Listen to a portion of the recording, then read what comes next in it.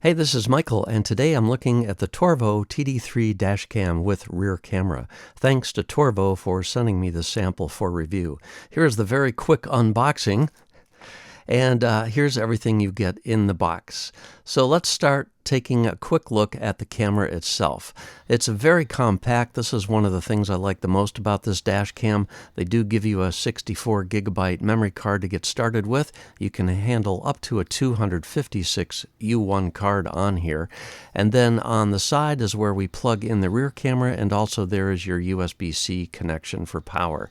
Those are the four multifunction control buttons. There's your on-off button on the other side. They do have a mount that swivels vertically up and down. However, you have no left to right control. That depends how you attach it to your windshield. This is the rear camera. You just mount it to your rear window, and then you do have the ability to rotate that camera up and down. And the cord, unfortunately, is a little short for especially large vehicles. These are the menu settings. Resolution on this is either going to be 2K or 4K for the front camera. Although the user guide says the loop recording is 1, 3, or 5 minutes, the reality is it's 1, 2, or 3 minutes. These are the other various settings in the menu system. And one thing I want to note is you do have to turn on the rear camera from the menu before that will actually work for you. And also, one of the main features that is absolutely missing from this is a one-button lock video feature. That is a crucial omission, and I'll talk more about that later on in the video.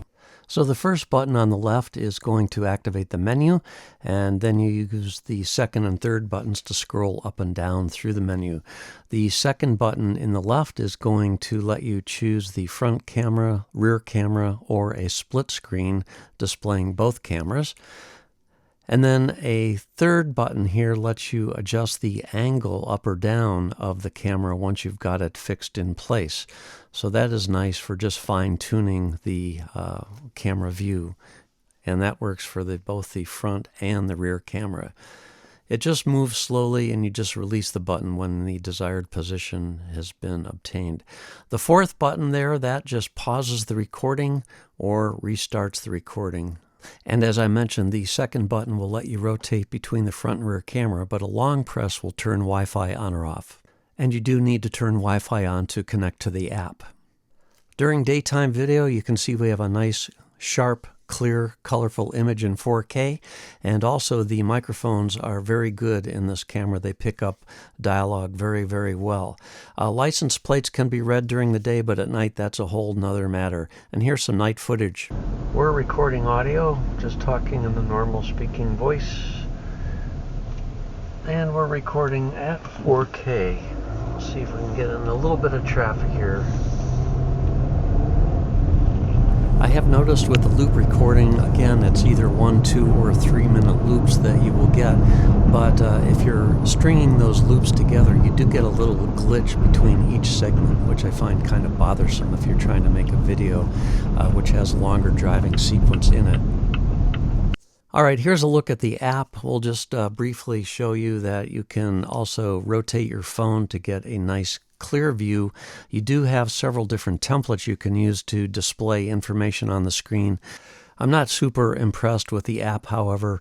It seems to be made by a third party, and it's kind of clunky to use.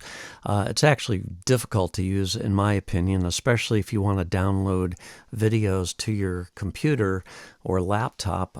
It's just a very tedious process. Not a big fan of the app whatsoever.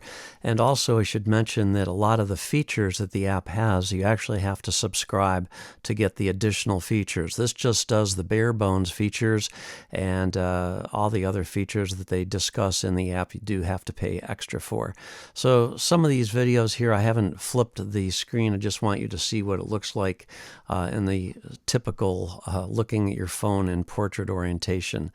And I do like the fact that they do have the map underneath the video, which is kind of cool, so you can see where you are and you can see the street names and all that. So that's pretty cool. Overall, I think the Torvo is a very compact dash cam. I do like the fact that it's so small.